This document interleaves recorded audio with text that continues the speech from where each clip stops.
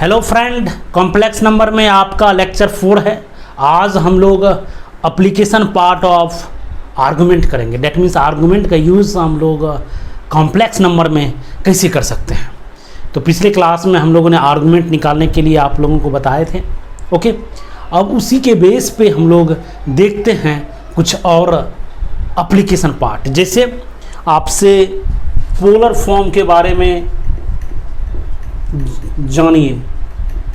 Polar form को ही हम लोग बहुत सारे बुक मॉड एम्पलीट्यूड फॉर्म बोलते हैं। ओके, और इसी का नाम है सिस फॉर्म। क्या है तीनों, ये भी देखेंगे। उसके बाद आपका आता है Euler form, very very important. Okay, सब मिला जुला ही है। अभी तक हम लोग जो कॉम्प्लेक्स में पढ़ रहे थे वो पढ़ रहे थे कार्टेशियन सिस्टम। कार्टेशियन सिस्टम में दैट मीन्स यदि कोई भी कॉम्प्लेक्स नंबर आपका z equals to x plus I y है, इसी फॉर्म में हम लोग रिप्रेजेंट करते थे। जो बेसिक है, इम्पोर्टेंट ये भी है, लेकिन हम लोग पोलर फॉर्म सब यूज़ करके अच्छे अच्छे क्वेश्चन को हैंडल करते हैं। देखते हैं उसका यूज़ कैसे करेंगे। तो सबसे पहले आपका जो ये आपका कॉम्प्लेक्स नंबर है z equals to x plus I Y, ये है आपका कार्टेशियन फॉर्म। तो that means a complex number मान लेता हूँ यहाँ पे है, और इसका मॉडुलस r है या मॉड z लिख सकते हैं, और इसका आर्गुमेंट थीटा है। तो बताइए ये जो हाइट है वो कितना हो जाएगा। यदि ये आपका ट्रायंगल है, राइट एंगल ट्रायंगल, और ये जो भी है आपका ये एंगल थीटा है, तो कॉस थीटा इक्वल्स टू क्या हो जाएगा, base upon hypotenuse x upon r, and sine theta equals to क्या हो जाएगा, y अपॉन r। यहाँ से x हो जाएगा r कॉस थीटा और y क्या हो जाएगा, r साइन थीटा। ओके, तो हम लोग इसी को कार्टेशियन फॉर्म को लिख सकते हैं z equals to r cos theta, क्योंकि x प्लस आई वाई लिखना था, x के जगह r cos theta, i r sine theta. यहाँ से z इक्वल्स टू हो गया r cos theta plus i sine theta. इसी को आप लिख सकते हैं, इसी को हम लोग अब इसको क्या लिख सकते हैं, यही आपका पोलर फॉर्म है। दैट मीन्स r और थीटा के फॉर्म में। कभी कभी आप इसी को लिख सकते हैं z equals to r c i s theta, c for cos, i for iota, s for sine, theta है आपका आर्गुमेंट। ओके, इसी को आप सिस फॉर्म बोलिए, या बहुत से बुक ने इसको मॉड एम्पलीट्यूड फॉर्म भी बोला है, मॉड एम्पलीट्यूड फॉर्म भी बोला है। ओके, यही है आपका mod amplitude form and cis form. ये जो आपका है यही है आपका पोलर फॉर्म। ओके, अब आपका जो पोलर फॉर्म है z equals to r cos theta plus i sine theta, यहाँ से z equals to r e पे पावर i थीटा, इसी को हम लोग बोलते हैं Euler form. Very very important, ये जो आपका यूलर फॉर्म है वेरी वेरी इंपॉर्टेंट है। इंपॉर्टेंट वही चीज़ होता है जिसका यूज़ लाइफ में होने लगता है। इसका यूज़ करके आप अच्छे अच्छे क्वेश्चन को हैंडल कर सकते हैं, इसीलिए इसको बोलते हैं वेरी वेरी इंपॉर्टेंट। यदि इसका यूज़ करके हम लोग अच्छे क्वेश्चन नहीं बना पाते तो फिर वेरी वेरी इंपॉर्टेंट कहने का कोई मीनिंग नहीं है। या ये सब जो है आपका CBSE लेवल में इस तरह से क्वेश्चन पूछे जाते हैं, right the polar form of this. Okay, जैसे आपसे पूछा जा सकता है या पूछा है, या छोटे छोटे क्वेश्चन है कि फाइंड मॉड एम्पलीट्यूड फॉर्म, और लिखा है find mod amplitude form of -√3 minus iota. ये आपका कॉम्प्लेक्स नंबर जो है कहाँ पे है, ये थर्ड क्वाड्रेंट में है। ओके, यहाँ पे है -√3 माइनस आयोटा।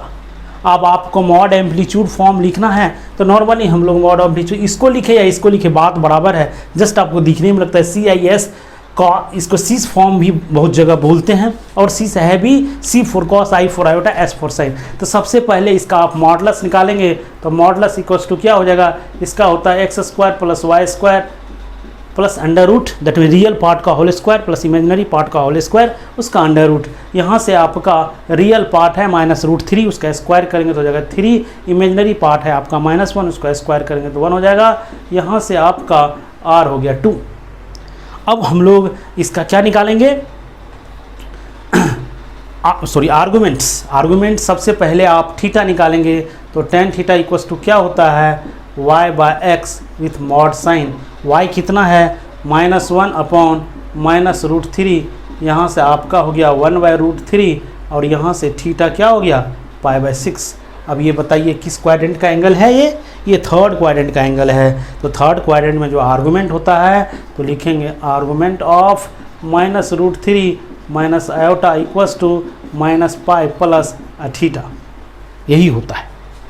ओके, यहाँ से आपका आर्गुमेंट क्या हो गया -π/6। दैट मीन्स अब आपको क्या लिखने बोला जा रहा है, मॉड एम्पलीट्यूड फॉर्म। तो mod amplitude form -√3 minus iota का क्या होगा, आपका होगा r लिखेंगे CIS -5π/6। यही रहा आपका मॉड एम्पलीट्यूड फॉर्म। ओके, कुछ और क्वेश्चन करते हैं। कह रहा है the mod amplitude form of 1 + 7 iota whole divided by 2 - iota का होल स्क्वायर। ओके, इसका मॉड एम्पलीट्यूड फॉर्म निकालना है तो सबसे पहले इसको सिंप्लीफाई कीजिए, क्योंकि आप मॉड तो निकाल सकते हैं, थोड़ा सा एम्पलीट्यूड में आपको प्रॉब्लम हो सकता है इस तरह का, तो आप सिंपली इसको सिंप्लीफाई कीजिए। तो यहाँ से होगा 1 + 7 आयोटा, ओके, और 2 - i का होल स्क्वायर क्या होगा, तो ये हो जाएगा 4 + i स्क्वायर -4i। यहाँ से हो जाएगा 1 - 7i और i स्क्वायर -1 होता है, तो यहाँ से हो जाएगा 3 - 4i। अब आपका डिवीज़न के फॉर्म में दिया हुआ है तो इसको थोड़ा सा रैशनलाइज करते हैं। 3 + 4i और 3 + 4i से नॉमरेटर एंड डिनोमिनेटर को हम लोग मल्टीप्लाई कर देते हैं। पहले 1 से मल्टीप्लाई करेंगे हो जाएगा 3 + 4i और -7i से करेंगे तो -21i -28i square whole divided by 3 square minus 4 whole square into i square. यहाँ से 3 + 4i -21i और यहाँ से हो गया आपका 28। ओके, क्योंकि आपका i स्क्वायर किसके बराबर हो जाएगा, हो जाएगा आपका, सॉरी यहाँ तो 1 + 7i था, तब तो 1 से मल्टीप्लाई करेंगे तो ये होगा, यहाँ से ये और ये होगा, आपका यहाँ से +21i होगा, यहाँ से माइनस आपका 28 होगा और इसको सिंप्लीफाई करेंगे तो आपका 16 हो जाएगा। ओके, अब बात करेंगे 16 क्या 25 हो जाएगा, सॉरी 25 हो जाएगा। अब आप इसको सिंप्लीफाई करेंगे तो -25 + 25 आयोटा अपॉन 25, यहाँ से हो गया -1 + आयोटा। फाइनली आप इसको सिंप्लीफाई करते हैं तो -1 + आयोटा आता है। इसका मॉडल्स निकालिए तो r इक्वल्स टू क्या हो जाएगा, रियल पार्ट का whole square plus imaginary part का whole square equals to √2।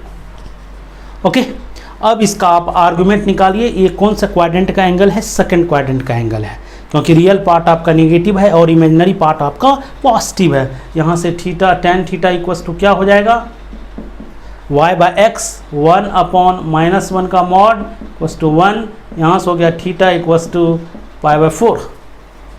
Okay, theta equals to π/4।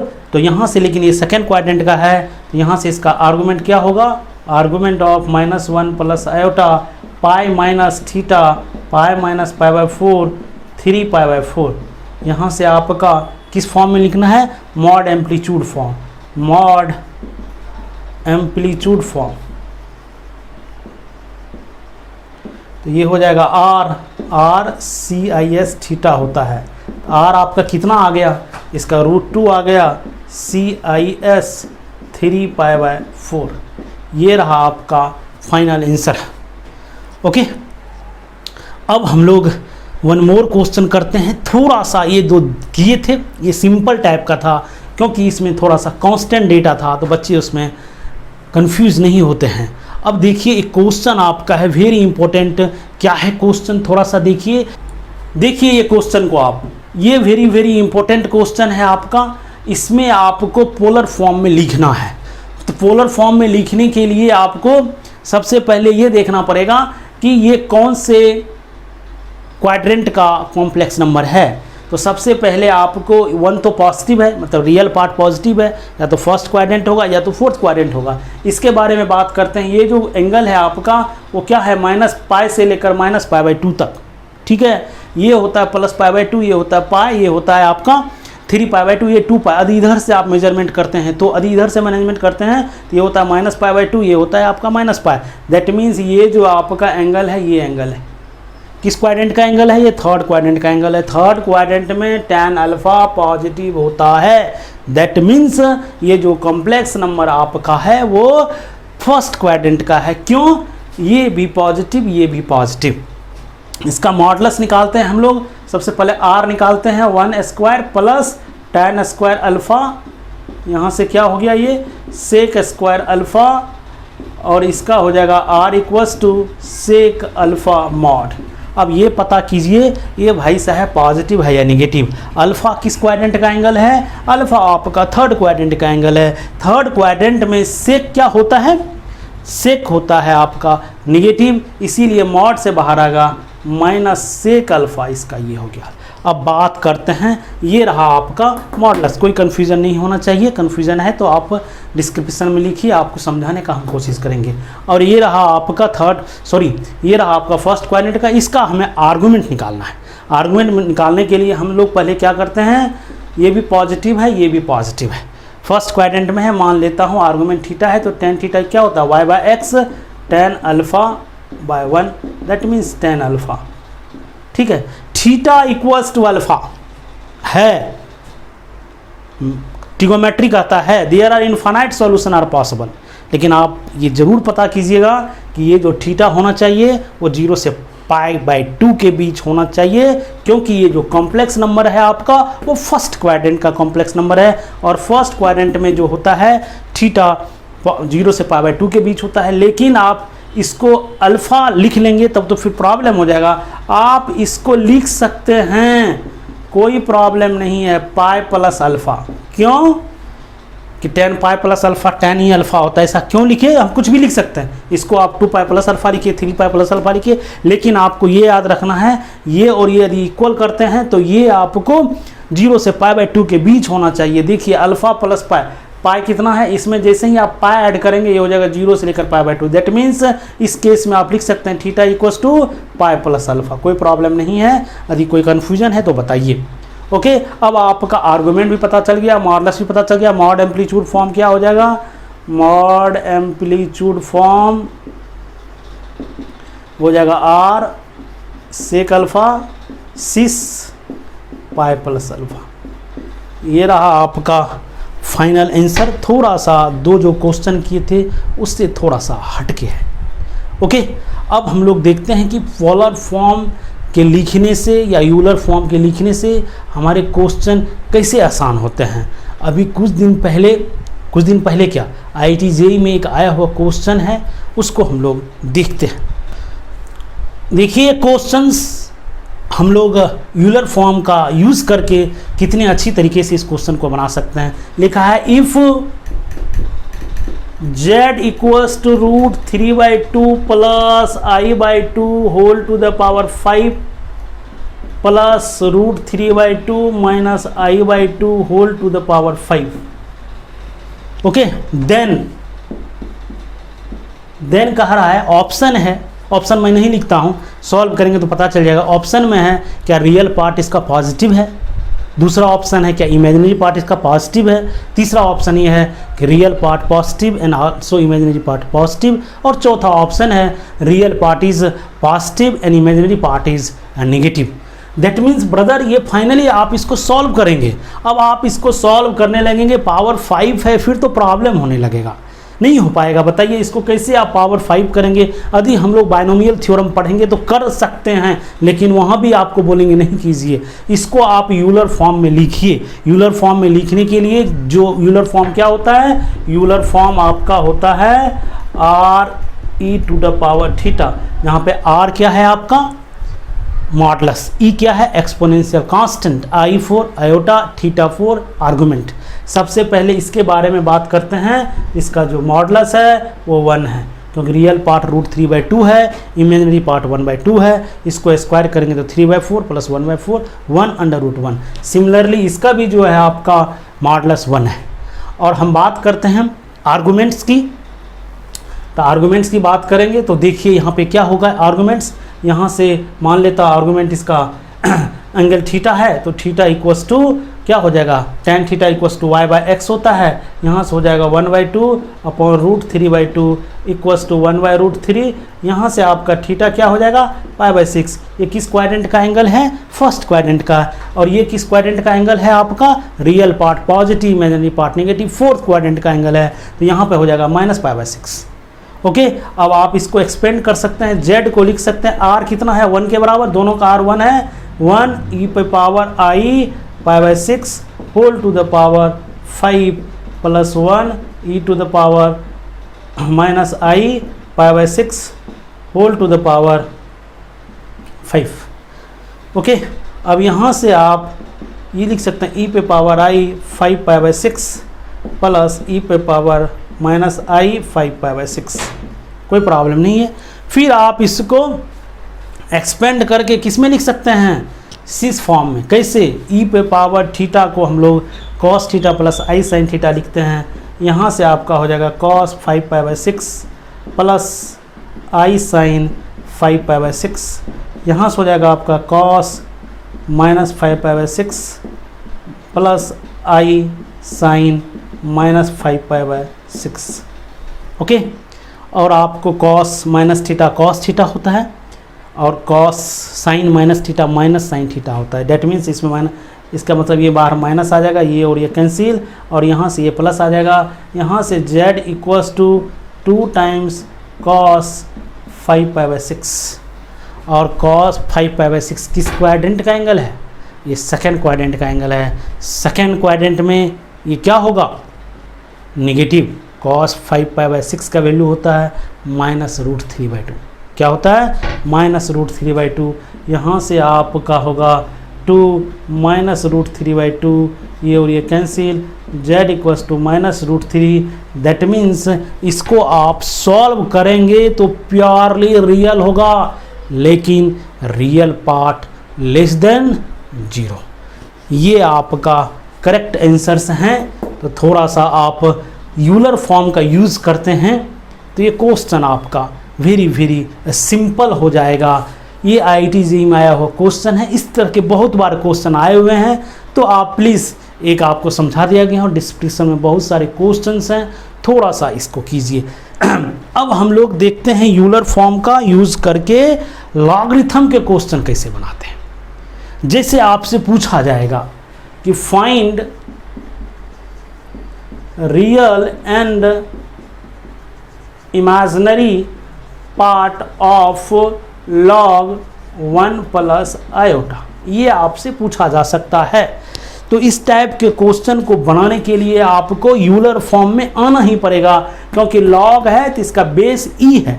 अब बताइए, e तो इसमें भी देखिए इन्वॉल्व है, इसीलिए यहाँ पे लॉगरिथम ऑफ कॉम्प्लेक्स नंबर लेने के लिए आपको यूलर फॉर्म का जानना जरूरी है।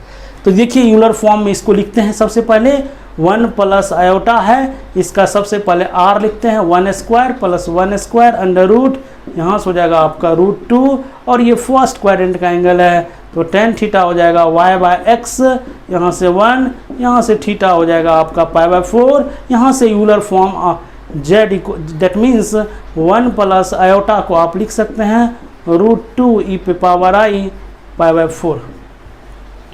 दैट मीन्स आप इसको ऐसे लिख लिए। अब हमको लॉग लेना है किसका? 1 + आयोटा का, log √2 ei π/4, यहाँ से हो जाएगा log √2 + log e to the power i pi by 4, जो भी है बेस इसका आपका ई है, याद रखिएगा।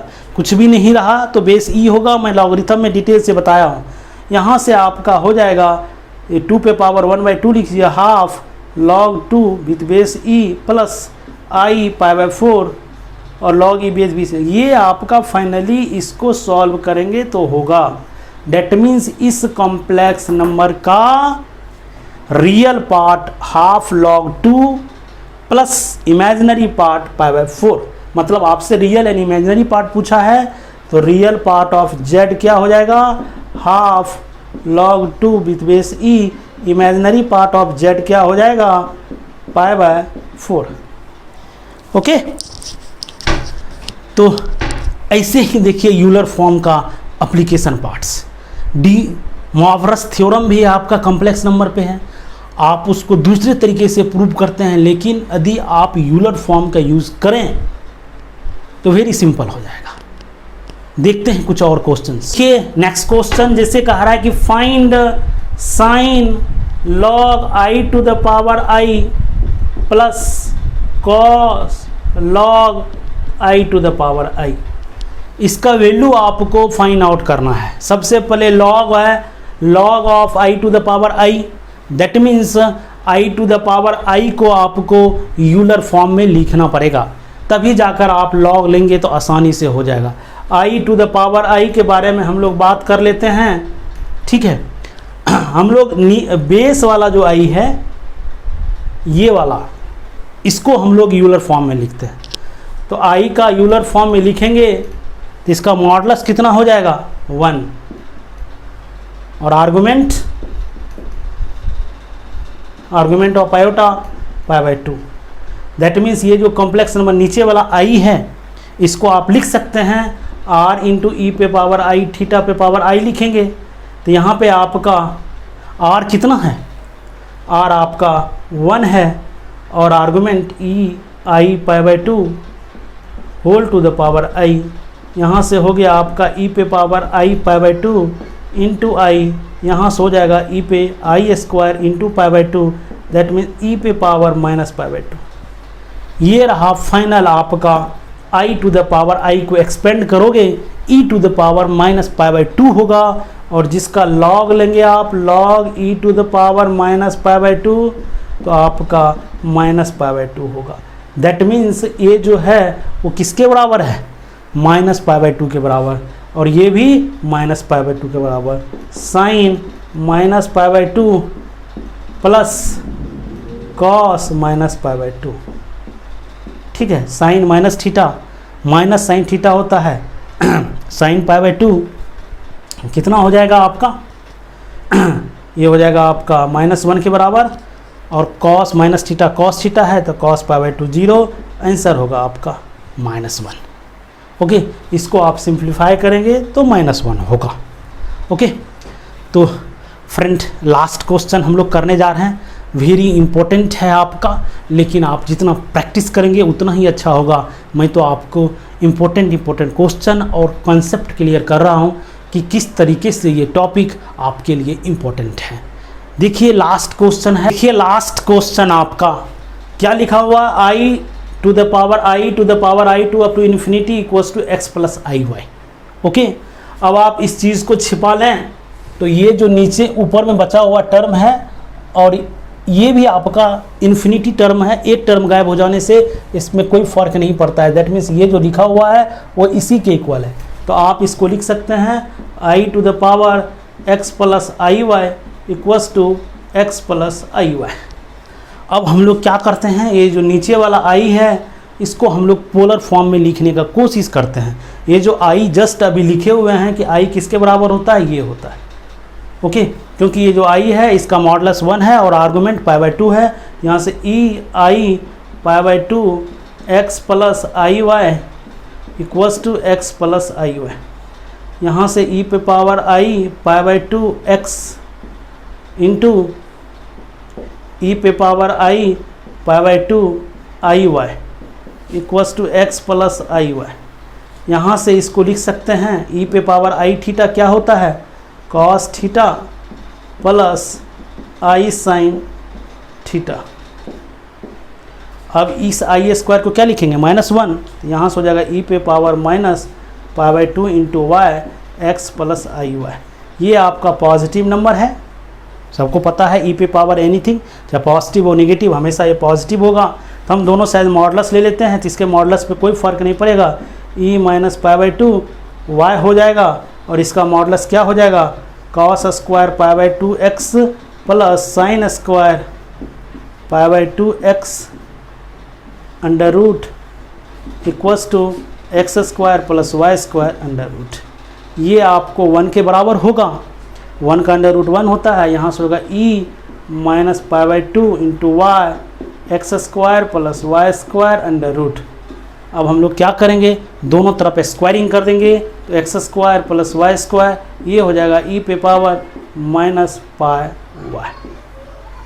ओके, ये रहा आपका फाइनल आंसर। इसके इक्वल बहुत सारे क्वेश्चंस हैं इस टॉपिक में, वेरी वेरी इंपॉर्टेंट है, लेकिन आपका आज जो है एनसीईआरटी ख़त्म होता है। एनसीईआरटी में आपको इतना ही पढ़ना था, algebraic operation, conjugate, modulus and arguments and polar form, cis form and mod amplitude form. जो आपको एनसीईआरटी में सिर्फ एंड सिर्फ पोलर फॉर्म वर्ड यूज़ किया हुआ है, सीस भी नहीं किया हुआ है, और यूलर फॉर्म तो यूज़ किया ही नहीं है, तो उसका एप्लीकेशन की कोई बात ही नहीं है। आज के बाद जो भी हम लोग कॉम्प्लेक्स नंबर में पढ़ेंगे वो एनसीईआरटी के हट के होगा, मतलब एनसीईआरटी को छोड़ के होगा, लेकिन JEE mains and JEE advance के लिए इम्पोर्टेंट है। जितना एनसीईआरटी में सिलेबस दिया है उतना नहीं है। तो फ्रेंड, आज के वीडियोज़ के लिए इतना ही। Thanks for watching.